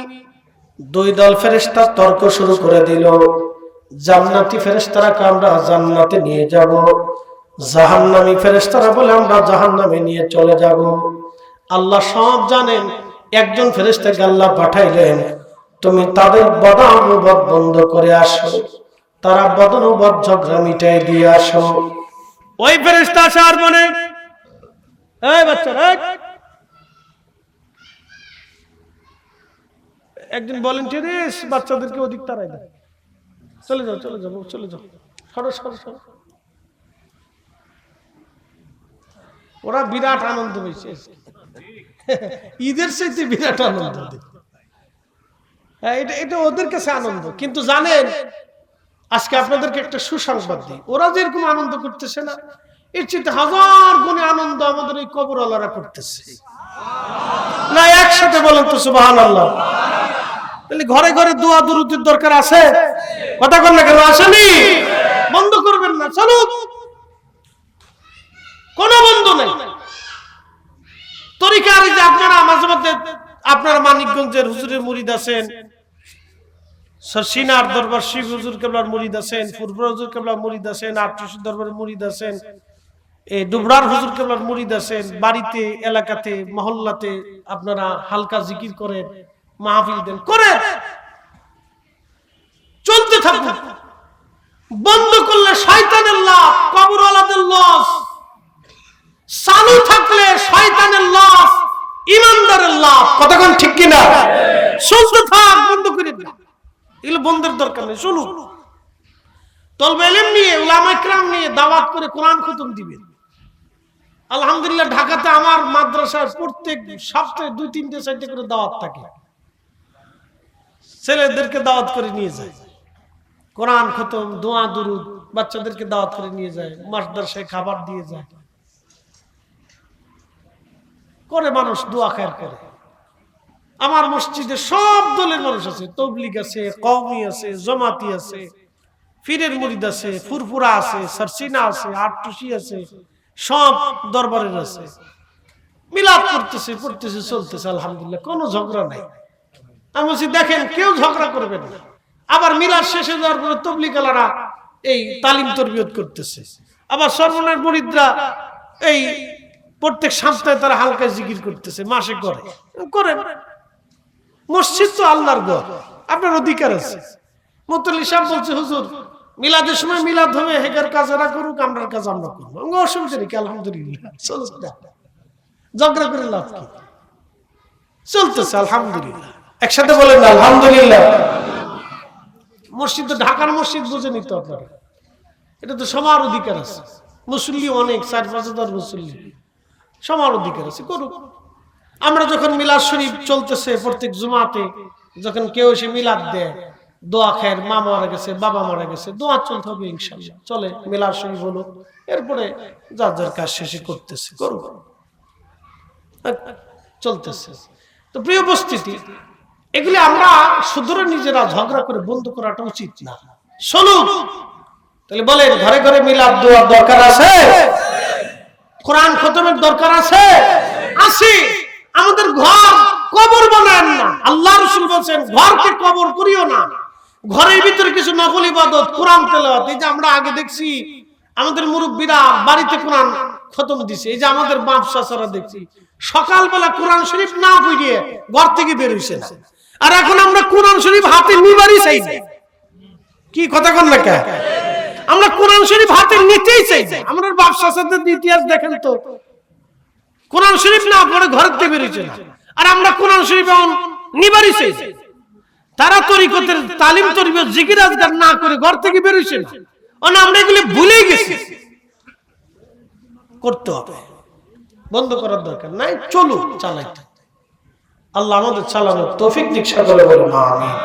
তো ফেরেশতারা এসে বদানুবাদ করতেছে, আর এক ফেরেশতারা এসে বলতেছে, ও ফেরেশতারা ঝগড়া করো কে? ঝগড়া করতেছি, লোক মারা গেছে, তওবা করার জন্য রওনা দিছে, কিন্তু যাইতে পারে না, পথে মরে গেছে, এই জন্য আমরা তারা জান্নাতে নিয়ে যাব। আর জাহান্নামের ফেরেশতারা ওরা নিবার দিতেছে না, ওরা বলে জাহান্নামে নিয়ে যাবে। এই ফেরেশতা ডাক দিয়ে বলে, তোমাদের ঝগড়ার দরকার নাই, তোমরা রাস্তা মাপো। সে যেখান থেকে রওনা দিয়েছিল এই বুজুর্গদের বাড়ির দিকে, ওই বাড়ি পর্যন্ত এবং তার সীমানা পর্যন্ত মাপা দেখো, সে অর্ধেক রাস্তা পার হইছে না অর্ধেক পিছনে পড়ে গেছে। যদি অর্ধেক পার হয়ে যায় তাহলে তাকে জান্নাতে নিয়ে চলে যাও, আর পিছনে পড়লে জাহান্নামে নিয়ে যাও। এক বর্ণনে আসছে ফেরেশতারা রাস্তা মেপে দেখে 1 বিঘত রাস্তা পিছনে পড়ে গেছে। আহা, জাহান্নামের ফেরেশতারা তার জাহান্নামে নিয়ে চলে যাবে। আল্লাহ বলেন থামো, অপেক্ষা করো। কিছু সময় পরে আল্লাহ বলেন আবার মাপ দাও। মাপে দেখে এখন 1 বিঘত রাস্তা সামনে চলে গেছে। আর জোরে বলেন না আল্লাহু আকবার। ফেরেশতারা কয় রাব্বি, ফেরেশতাদের মাপে তো ভুল হয় না, কিন্তু আগে পিছনে বললো, এখন সামনে চলে গেল, কারণটা কি? আল্লাহ বললেন ফেরেশতারা রে, আমার বান্দা তওবা করার জন্য আমার বুজুর্গদের, আমার পেয়ারা মেহবুব ওলিদের দিকে রওনা করেছিল, কিন্তু যেতে পারে নাই, তার হায়াত শেষ হয়ে গেছে, তার পিছনের রাস্তায় সে পড়ে গেছে। আমিও জানি, আমি আল্লাহ তার দয়া করে তার গুনাহ মাফ করে দিয়ে পিছনের রাস্তাটা সংকুচিত করে দিয়ে সামনের রাস্তা আমি আল্লাহ বাড়াই দিয়ে দিছি। শোনেন, আমাদের ভালো কাজের প্রতিযোগিতার দরকার, আমরা খারাপ কাজে প্রতিযোগিতা করি। আমাদের ভালো কাজে প্রতিযোগিতার দরকার। কোনো ভালো কাজকে আল্লাহ বেনিফিট ছাড়া দেয় না। এই যে আমরা মনে করি যে এই মসজিদে এই আব্দুল করিম সে বেশি দিক, আমি দিতে যাবো কে? হে 1 টাকা দিলে আমি কে 2 টাকা দিব? আমাদের এই যে একটা বদানুবাদ, এটা রাখা যাবে না। আবার বলি, কেউ যদি 1 টাকা দেয়, সে ধনী, ধরেন সে পয়সা আছে, কিন্তু সে দিছে 1 টাকা, আপনার কম পয়সা আছে, আপনি চিন্তা করলেন ও 1 টাকা দিলে আমি 2 টাকা দিব কে? আচ্ছা আপনি বলেন তো, মসজিদে টাকা দেন কি নিজের জন্য না আরেক বেটার জন্য? নিজের জন্য। তো নিজের জন্য যদি আপনি 2 টাকা দেন, তাহলে সওয়াব কয় টাকার পাবেন? 1 টাকা না 2 টাকা? আল্লাহ কি কিপটে? আল্লাহর অভাব পড়ছে? তাহলে আরেক বেটা যদি না দেয়, তাহলে আপনার আফসোস করার তো কিছু নাই। সে দেয় নাই, সে পাবে না। আপনি যত দিবেন আপনি তত পাবেন। কি কথা ঠিক কি না? এই জন্য আর এক বেটা কম দিতেছে, ওইদিকে তাকাবেন না, ওইদিকে আপনার কোনো চিন্তা নেই, আপনারটা আপনি দিয়ে দিবেন। এই কথাগুলি খেয়াল রাখবেন। আমরা অনেক সময় গ্রামে বুঝি না, চিন্তা করি যে ও কম দিল কে, না ওই চিন্তা না, সে তার এই কিনে নেয় নেই, দেয় নেই। আমার এই কিনে হয়েছে 3 টাকা, আমি 3 টাকা দিচ্ছি। আমার এই কিনে আসছে 10 টাকা, আমি 10 টাকা দিচ্ছি। সে দেওয়ার মালিক ছিল কিন্তু দেয় না, সেটা তার কি। আমার কম আছে, আমার আল্লাহ দেওয়ার তৌফিক দিয়েছে, আমি 10 টাকা দিচ্ছি। ঠিক কিনা? দান এইভাবে করবো। আল্লাহ আমাদের তৌফিক দিক। সকলে বলেন আমিন।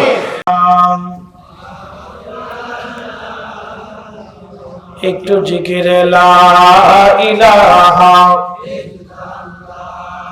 লা ইলাহা হক লা ইলাহা হাসবি রাব্বি জাল্লাল্লাহ মা ফি কলবি গায়রু আহমুর মুহাম্মদ সাল্লাল্লাহু লা ইলাহা লা ইলাহা হক লা ইলাহা লা ইলাহা ইল্লাল্লাহ মুহাম্মাদুর রাসূলুল্লাহ সাল্লাল্লাহু আলাইহি ওয়াসাল্লাম।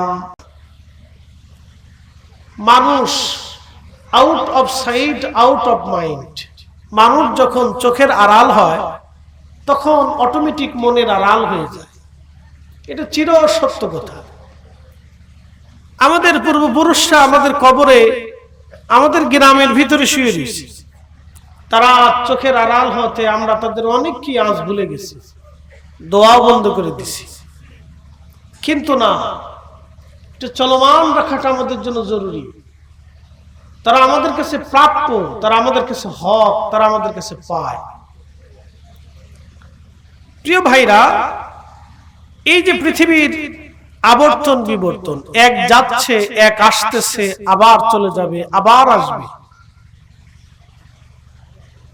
এই শুরু থেকে অদ্যাবধি পর্যন্ত আল্লাহর এই সৃষ্টির এই প্রক্রিয়া, আল্লাহর যে এই ক্রম ধারা বর্তমান পর্যন্ত আল্লাহ চালাইছে, চলতেছে, আগামীতেও চলবে।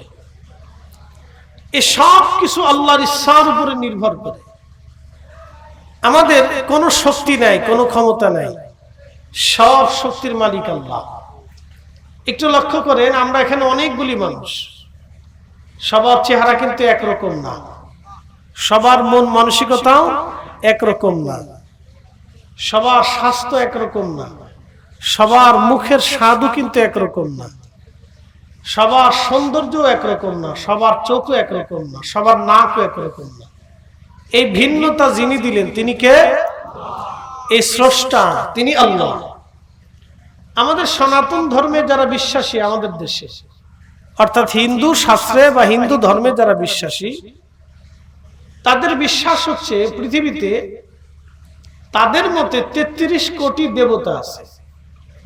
বৃষ্টির দেবতা আছে, পানির দেবতা আছে, মাছের দেবতা আছে, গাছের দেবতা আছে, নিঃশ্বাসের দেবতা আছে, মৌতের দেবতা আছে, বাঁচানোর দেবতা আছে, আগুনের দেবতা আছে, খাবারের দেবতা আছে, অর্থের দেবতা আছে।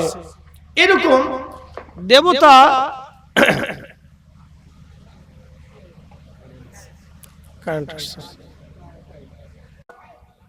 হাবিব আপনি বলে দেন আমি এক, এবং আমি কারো মুখাফিক কিনা। সব সৃষ্টিগুলি আমি আল্লাহর মুখাফিক।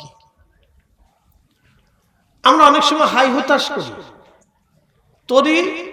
তকদিরে বিশ্বাসীগণ কখনো হাই হুতাশ করে না। তাকদীরে বিশ্বাসী, শোনেন একটা কথা বলি, একটা দানা খাবারও আপনি বেশি খেতে পারবেন না আল্লাহর লিখিত বিধানের বাইরে। বিশ্বাস আছে? আবার বলি, একটা ভাতের দানা আমি আপনি বেশি খেতে পারবো না আল্লাহর বিধানের বাইরে। বিশ্বাস আছে না? থাকতে হবে।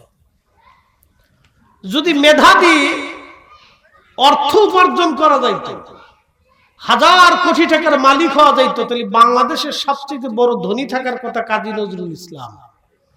কারণ তার মতো কোন মেধাবী বাংলাদেশে আর জন্ম হবে কিনা আমি জানি না। প্রচুর মেধাবী ছিলেন, কিন্তু মেধা দিয়ে তিনি অর্থ উপার্জন করতে পারেন নাই। দারিদ্রতা জীবনেও কোনোদিন যায় না।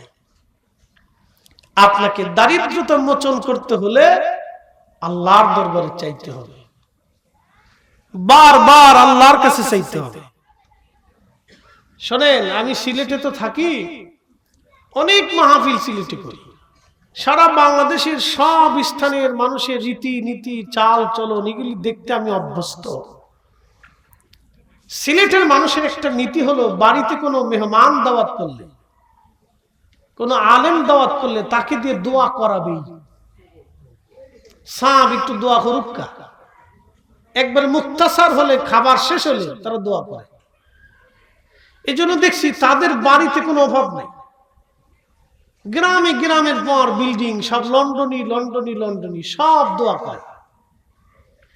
খাবার শেষ হলে দোয়া করে, আলেম ডেকে নিয়ে দোয়া করে, কবর জিয়ারতে দোয়া করে, মসজিদে দোয়া করে, নামাজের পরে দোয়া করে। তারা দোয়া ছাড়া থাকে না, সবসময় দোয়া করে, আল্লাহর কাছে চায়। কিন্তু আপনি আমাদের অঞ্চলগুলিতে দেখেন তো, কিছু ভাইরা আছে দোয়া তো মানি না, সে তো দোয়া বাদী হয়ে গেছে। কি কথা কন দেখেন, কিছু ভাইরা বুঝুক না বুঝুক দোয়া বাদ দিয়ে দিছে। কিন্তু একটা জিনিস বুঝতে হবে, দোয়া করি কার কাছে? একসাথে বলেন তো, কার কাছে? আমরা চাই কার কাছে? দিবে কে? দিবে তো আল্লাহ। তাহলে আমরা চাবো কার কাছে? যে দিবে তার কাছে চাবো। এবং যার কাছে বারবার চাইলে যে বেজার হয় না, আমরা তার কাছে চাবো। আপনি যদি আমার কাছে চান, বারবার চান, আমি বেজার হয়ে যাই। আমার প্রিয় সন্তানটাও যদি আমার কাছে বারবার চায় তা আমি বেজার হয়ে যাই। আপনার সন্তানটা যদি আপনার কাছে বারবার চায় তা আপনি বেজার হবেন। কিন্তু রাসূল করিম বলতেছেন, মান লাম ইয়াসআলিল্লাহ ওয়ারগাব ইলাইহি, যে আল্লাহর কাছে চায় না, আল্লাহ তার উপরে বেজার হয়। সুবহানাল্লাহ বললেন না? দেখেন দেখি আল্লাহর কায়দাটা দেখেন। আল্লাহ রাসূল বলতেছেন, যে বান্দা আল্লাহর কাছে চায় না, আল্লাহ তার উপরে বেজার হয়। আল্লাহ বলেন, তুমি চাও না কেন? তুমি আমার কাছে চাও। এই জন্য ঘন ঘন দোয়া, এটাতে ক্ষতি না, এটা লাভ আছে। খাবারের পরে দোয়া, এগুলো আমরা অনেক সময় করি না তো, আমরা ভুলে গেছি। আমাদের মুরব্বীরা ছিলেন এক সময় গ্রামে, চেয়ারম্যান সাহেব আসতেন নাকি? মাশাআল্লাহ, আমাদের মুরব্বীরা এক সময় ছিলেন, আমি তাদেরকে দেখছি দোয়া শেষে। আমাদের যে মৌলভী সাহেব ছিলেন, আল্লাহু আকবার, মারহাবা করনা, আল্লাহ ওনারে জান্নাতের আলা মাকাম দান করুক, সকলে বলে না আমিন। উনি আমাদের অনেকের উস্তাদ, আমরা ওনার কথা ভুলে গেছি। ওনার স্মরণে আমাদের মাহফিল করা উচিত, ওনার জন্য দোয়া করা উচিত। আমাদের হুজুর ছিলেন, আমরা মৌলভী সাহেব বলতাম, ওনার জন্য দোয়া করা উচিত। এই অঞ্চলে কোরআন শিক্ষার জন্য ওনার যে অবদান, এটা অনস্বীকার্য, এটা ভোলার সুযোগ নাই। এটার জন্য প্রত্যেক দোয়াতে ওনার জন্য দোয়া করা উচিত। আমরা ভুলে গেছি, এই জন্য ভুলতে হয় না। আমাদের পূর্বপুরুষদেরকে ভুলতে হয় না। আরবের মানুষের নীতি ছিল, পূর্বপুরুষের অবদানকে স্বীকার করিয়া তারা ওইভাবে তারা গান বানাইত। তারা যুদ্ধক্ষেত্রে যুদ্ধ করার আগে তারা পূর্বপুরুষদের কৃতিত্ব বলে বলে যুদ্ধ করত। আমরা আমাদের পূর্বপুরুষদেরকে ভুলে যেতে পারি না, এটা অন্যায়। এই যে মৌলভী সাহেব ছিলেন, তিনি আমাদের অনেকের কোরআন শরীফ শিখিয়েছেন। তাহলে উনি কি দোয়া পায় না? এই যে প্রত্যেক বাড়িতে বাড়িতে উনি আসতেন, মিলাদ করতেন, দোয়া করতেন, আমাদের পূর্বপুরুষদের জন্য উনি দোয়া করতেন। তাহলে উনি কি দোয়া পায় না? পায়। দেখছি উনি দোয়া করার পরে, খাওয়ার পরে দোয়া করতেন। এই যে এগুলি আমাদের করা উচিত। আপনি করেন, আপনার রিজিক বেড়ে যাবে। আপনি নিয়মিত আমল করেন, দোয়ার ভিতরে চলে যান, ইবাদত করেন, আল্লাহ আপনার রিজিক বাড়াই দিবে। মুসিবত থেকে আল্লাহ বাঁচাবে। কোথা থেকে রিজিক আসবে আপনি নিজেও জানবেন না। আল্লাহ রিজিক বাড়াই দিবে, রিজিকে বরকত দিবে, বাড়িতে বরকত দিবে, ঘরে বরকত হবে। এই জন্য দোয়ার খুব দরকার। আল্লাহ রাসূল বললেন, সাহাবীরা জামাতের সাথে দলবদ্ধভাবে যখন আমার উম্মতেরা দোয়া করে, একজন দোয়া করে, বাকিরা বসে বসে আমিন আমিন বলে, আল্লাহ রাব্বুল আলামিন ওই বান্দাগুলির হাত খালি ফিরেই দিতে আমার আল্লাহ লজ্জা করে। সাথে সাথে আমার আল্লাহ বান্দাদের গুনাহগুলি মাফ করে দেয়, বান্দাদের দোয়াগুলি আল্লাহ কবুল করে নেয়। বলেন সুবহানাল্লাহ। এই যে দলবদ্ধভাবে দোয়া করা, করবেন, নিষেধ নাই, হাদিসে কোথাও নিষেধ নাই, বরং করার জন্য উৎসাহিত করছে। আল্লাহ রাসূল নিজে উৎসাহিত করছে যে তোমরা দলবদ্ধভাবে করো। প্রিয় উপস্থিতি, মাইকের আওয়াজ যত দূর পর্যন্ত যাচ্ছে খুব মনোযোগের সাথে কথাগুলি শুনবেন। দোয়া, আমাদের দোয়ার ভিতরে আসা লাগবে, অধিক পরিমাণে ইস্তেগফারের মধ্যে আসা লাগবে।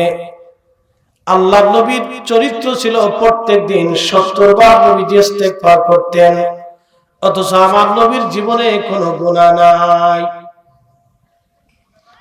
কোনো আইব নাই, কোনো ত্রুটি নাই, কোনো খাতা নাই, নিষ্পাপ তিনি। একটা কথা মনে রাখবেন, কোরআন শরীফ তেলাওয়াত শেষে আমরা বলি সাদাকাল্লাহুল মাওলানাল আযীম, আল্লাহর কথাগুলি চরম সত্য। এরপরের অংশে আমরা আবার বলি ওয়া সাদাকা রাসূলুহুন নবিয়্যুল হাবিবুল কারীম, আমার নবীর কথাও সত্য, নবীর কথার মধ্যে কোনো মিথ্যা ছিল। আব্দুল খালেক হুজুর, আমরা মৌলভী সাহেব বলে চিনতাম না, কিন্তু দেখেন উনি কত মানুষের কোরআনের শিক্ষক। মারহাবা বলবেন না? কত মানুষকে উনি কোরআন শরীফ শিখিয়েছেন। এটা কিন্তু সার্টিফিকেটের কথা না। যে কোরআন শিক্ষা করে এবং কোরআন শিক্ষা দেয় সে সর্বোত্তম। সুবহানাল্লাহ বলবেন না? সে কি সর্বোত্তম? এটা আমাদের কথা না, এটা আল্লাহ রাসূলের কথা। তাহলে রাসূলের কথা সত্য না মিথ্যা? জোরে বলে সত্য। ওয়া সাদাকা রাসূলুহু নবিয়্যুল হাবিবুল কারীম, আল্লাহর নবীটা সত্য, কোনো ভুল নেই। প্রিয় উপস্থিতি, খুবই মনোযোগ দিবেন। আল্লাহটাও সত্য, রাসূলেরটাও সত্য। আল্লাহর নবীর